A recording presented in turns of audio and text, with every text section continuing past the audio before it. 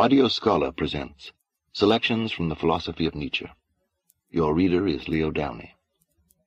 Selections from the Philosophy of Nietzsche is divided into 7 sections bearing the following titles: Autobiographical Writings, History, The Transvaluation of Values, Truth and Illusion, Art and Beauty, Philosophy and Philosophers, and Psychology. Nietzsche wrote many of his books in the form of short essays, some just a paragraph in length. Together they cover a wide range of subjects, from Greek mythology to cosmological speculations. They also present a distinctly self-conscious impression of their author. Nietzsche's writing career was to end at age 44. Although he had been a prolific writer, writing on the average of a book a year, he spent the last years of his life in silence and solitude. And now, Audio Scholar presents Selections from the Philosophy of Nietzsche.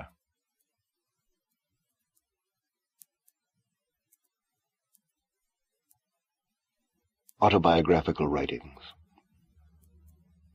I can no longer avoid a direct answer to the question, how one becomes what one is, and in giving it I shall have to touch upon that masterpiece in the art of self-preservation, which is selfishness.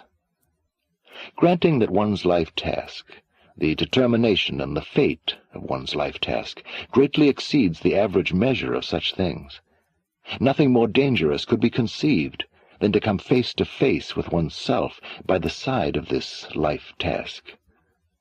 The fact that one becomes what one is presupposes that one has not the remotest suspicion of what one is. From this standpoint, even the blunders of one's life have their own meaning and value. The temporary deviations and aberrations, the moments of hesitation and modesty, the earnestness wasted upon duties which lie outside the actual life task. In these matters, great wisdom, perhaps even the highest wisdom, comes into activity.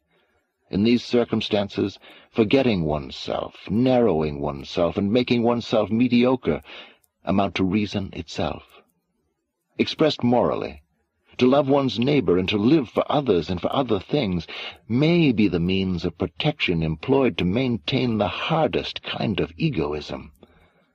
This is the exceptional case in which I, contrary to my principle and conviction, take the side of the altruistic instincts, for here they are concerned in subserving selfishness and self-discipline.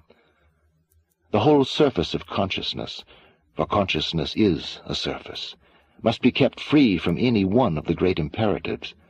Beware even of every striking word, of every striking attitude. They are all so many risks which the instinct runs of understanding itself too soon. Meanwhile, the organizing idea, which is destined to become master, grows and continues to grow into the depths. Step by step, it cultivates all the serviceable faculties before it ever whispers a word concerning the dominant task, the goal, the object, and the meaning of it all. Looked at from this standpoint, my life is simply amazing. For the task of transvaluing values, more capacities were needful, perhaps, than could well be found side by side in one individual, and above all, antagonistic capacities, which had to be free from the mutual strife and destruction which they involve. An order of rank among capacities, distance, the art of separating without creating hostility, to refrain from confounding things, to keep from reconciling things, to possess enormous multifariousness, and yet to be the reverse of chaos. All this was the first condition, the long secret work and the artistic mastery of my instinct. Its superior guardianship manifested itself with such exceeding strength that not once did I ever dream of what was growing within me, until suddenly all my capacities were ripe and one day burst forth in all the perfection of their highest bloom. I cannot remember ever having exerted myself. I can point to no trace of struggle in my life. I am the reverse of a heroic nature. To will something, to strive after something, to have an aim or a desire in my mind. I know none of these things from experience. Even at this moment, I look out upon my future, a broad future, as upon a calm sea. No sigh of longing makes a ripple on its surface. I have not the slightest wish that anything should be otherwise than it is. I myself would not be otherwise.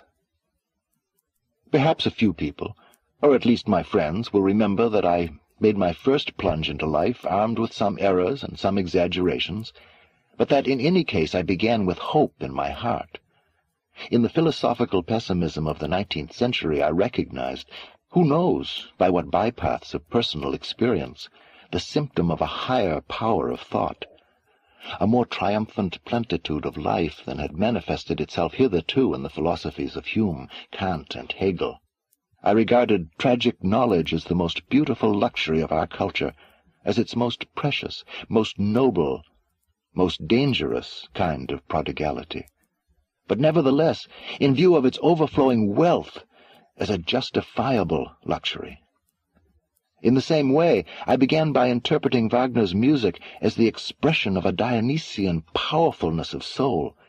In it I thought I heard the earthquake, by means of which primeval life force, which had been constrained for ages, was seeking at last to burst its bonds, quite indifferent to how much of that which nowadays calls itself culture would thereby be shaken to ruins.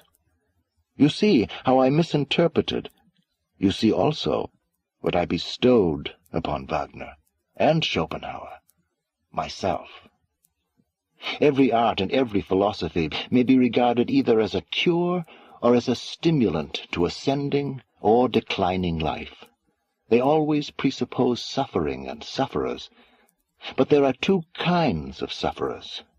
Those that suffer from overflowing vitality, who need Dionysian art, and require a tragic insight into and a tragic outlook upon the phenomenon life.